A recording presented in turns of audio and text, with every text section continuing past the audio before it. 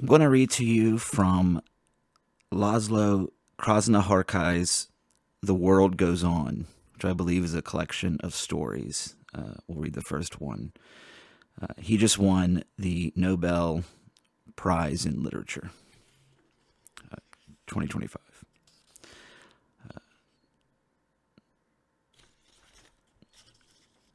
Translated from the Hungarian by John Botke, Ottilie Molzet, and George Zertes. He speaks, wondering, standing. I have to leave this place because this is not where anyone can be or where it would be worthwhile to remain, because this is the place with its intolerable, cold, sad, bleak, and deadly weight from where I must escape to take my suitcase before everything else the suitcase.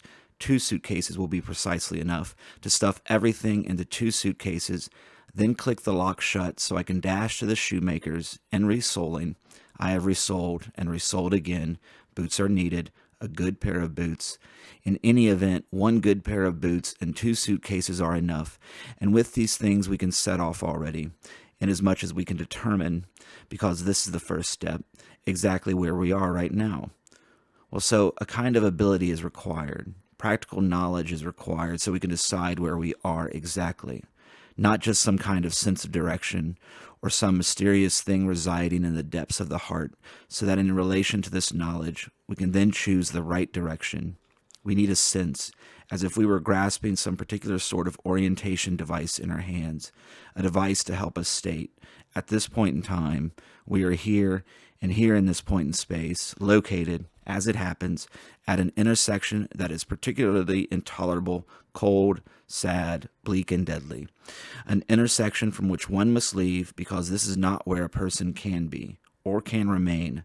A person, in this swampy, disconcertingly dark point in space, can't do anything else besides say, leave, and leave right now. Leave at once without even thinking about it, and don't look back. Just follow the route determined in advance, with one's gaze fixed firmly ahead, one's gaze fixed, of course, on the right direction, the choice of which doesn't seem so agonizingly difficult, unless, of course, it becomes clear that this practical knowledge, this particular sense, as it manages to identify the coordinates of the points extending through sadness and mortality, suddenly states, under ordinary circumstances, what normally happens is that we say that from here we have to go in this or that direction. In other words, we say this direction is the right direction, or the complete opposite direction is the correct direction. But there are certain instances, so-called unordinary circumstances, when this sense, this practical knowledge, justifiably highly valued, announces that the direction we have chosen is good. It tells us, go right ahead. That'll be it. This way. Fine. And that same sense also simultaneously tells us that the opposite direction is good too. Well, and that's when the state known as wondering standing sets in. Because here is this person with 2 heavy suitcases in his hands and a pair of excellently resoled shoes, and he can go to the right, and he wouldn't be making a mistake, and he can go to the left, and in that he certainly wouldn't be making any kind of mistake either. So that both of these directions, diametrically opposed to each other, are judged as perfectly fine by this practical sense within us, and there is every good reason for this, because that practical knowledge, indicating 2 diametrically opposed directions, operates by now within a framework adjudicated by desire, namely that go to the right is just as good as go to the left, because both of these directions, in terms of our desires, point to the most distant place, the place farthest away from here. The point to be reached in any given direction, then, is no longer decided by practical knowledge, sense, or ability, but by desire, and desire alone. The yearning of a person not only to be transported to the greatest distance from its present position, but to the place of greatest promise, where he may be tranquil, for surely that is the main thing, tranquility. That is what this person seeks in a desired distance, some tranquility from the unspeakably oppressive, painful, insane disquiet that seizes him whenever he happens to think of his current situation, when he happens to think of his starting point, that infinitely foreign land where he is now, and from where he must leave, because everything here is intolerable, cold, sad, bleak, and deadly. But from where, in the first moment, he can hardly bear to move from the shock when he realizes, and he really is consternated, as he realizes that his hands and feet are essentially bound fast. Namely, it's because of his faultless practical sense that his hands and feet are bound fast, because that practical sense points in two opposite directions simultaneously, telling him, just leave already. That's the right way. But how can anyone leave in two opposite directions at once? That is the question. And so the question remains. He stands as if he were anchored here like a ramshackle boat. He stands hunched beneath the weight of the heavy suitcases. He stands, he doesn't move, and like that, standing, he motionlessly starts off into the untamed world in a direction. It doesn't matter which. It could be any direction, and he doesn't budge even an inch. Already he has gone very far, and his wanderings in the untamed world have begun, because while in reality he is motionless, his hunched form, almost like a statue, engraves itself into an inability to be left behind here. He appears on every route. He is seen in the north by day. He is known in America, and he is known in Asia. He's recognized in Europe, and he's recognized in Africa. He traverses the mountains, and he traverses the river valleys. He goes, and he goes, and he doesn't leave off wandering for even a single night.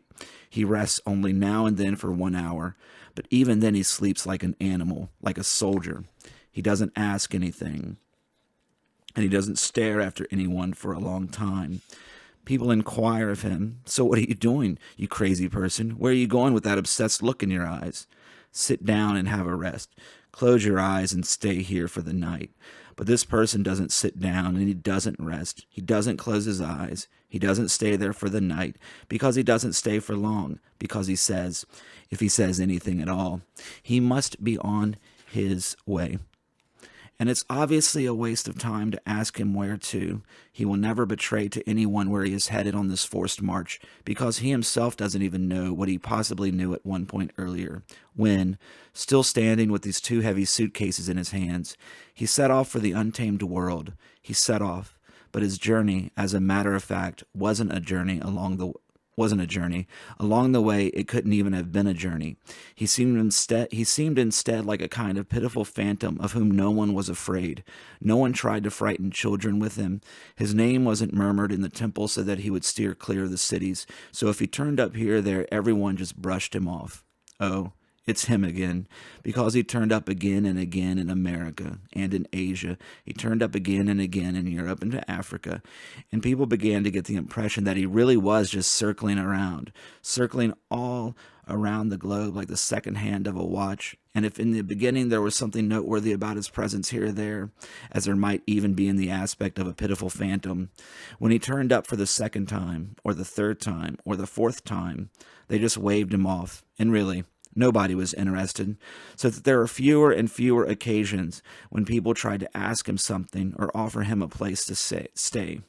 Fewer and fewer occasions when food was placed in front of him, just as with the passage of time no one was really happy to have him in the house, because who knows?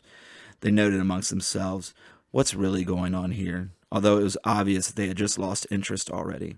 They had definitely lost interest, because he, unlike the hand of a watch, didn't indicate anything. He didn't signify anything. And what bothered the world most, if anything at all could be said to bother this world, it was first and foremost that this person was worthless. He just went, and he had no value in this world at all. So that the time came when he moved about in this world, and in point of fact nobody noticed him. He disappeared. On a material level, he practically evaporated. As far as the world was concerned, he became nothing. They forgot about him, which, of course, doesn't mean he was absent from reality, because he remained there as well, as he went indefatigably between America and Asia, Africa and Europe. It's just that the connection between him and the world was broken, and he became, in this manner, forgotten, invisible. And with this he remained once and for all completely solitary. And from that point on he began to notice, at the individual stations of his wandering, that there were other figures, exact replicas of himself. From time to time, he found himself face to face with such figures exactly replicating him, as if he were looking into a mirror. At first, he was startled and quickly left that city or that region. But then, from time to time, he already would forget the glance of these strange figures and begin to examine them. He began to seek the differences between his own physiognomy and theirs, and as time went on and fate brought him back together ever more with these exact replicas, it became ever more clear that their suitcases were the same. The hunched back was the same, everything, how they held themselves beneath the weight, how they dragged themselves onward along this or that road, everything was the same. Namely, it wasn't just a likeness, but an exact replica, and the boots were the same too, with the exact same expert resoling. He noticed that too as he entered once into some larger hall to drink some water. The resoling on their boots was just as good as his, and the blood in his veins ran cold. He saw that the entire hall was completely filled with people who were exactly the same as him. He quickly drank up and hurriedly left that city and that land, and from then on he didn't even set foot in any place where he hypothesized or felt that he might encounter such wanderers. From that point on, accordingly, he began to avoid them, so he remained definitively alone, and his wanderings lost their own fanatic contingency. But he went on indefatigably, and then an entire new phase of his wanderings commenced, because he was convinced that it was only through his decision to confine himself to a labyrinth that he could avoid, inasmuch as possible, all of these exact replicas. So that it was only from this point on that those dreams began. That is to say that he slept in completely accidental places and at completely accidental hours, briefly and lightly, and during some of these infrequent periods of brief and light sleep, he began to dream as never before. Namely, he dreamt the exact same dream, in hair's breadth detail, over and over again. He dreamt that his wanderings had come to an end, and he now sees before him some kind of huge clock, or wheel, or some kind of rotating workshop. After waking, he is never able to identify it with certainty. In any event, he is in front of something like this, or some sort of grouping of these things. He steps into the clock, or the wheel, or the workshop. He stands in the middle, and in that unspeakable fatigue in which he had spent his entire life, he crumples on the ground as if he had been shot. He topples over like a tower collapsing into itself. Falling onto his side, he lies down so that he can finally sleep like an exhausted animal onto death, and the dream continually repeats itself. Whenever he turns his head down in some corner or gets some kind of bunk to lie down on, he sees that dream with hair's breadth accuracy again and again. He, though, should have seen something completely different.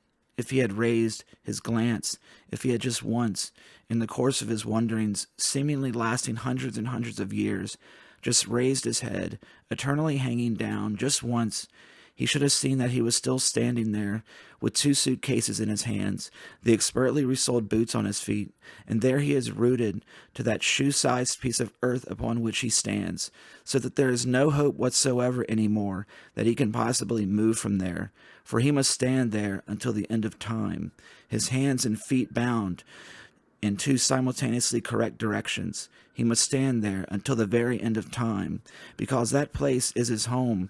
That place is exactly where he was born, and that is where he will have to die one day, there at home, where everything is cold and sad. I think that was all one long sentence.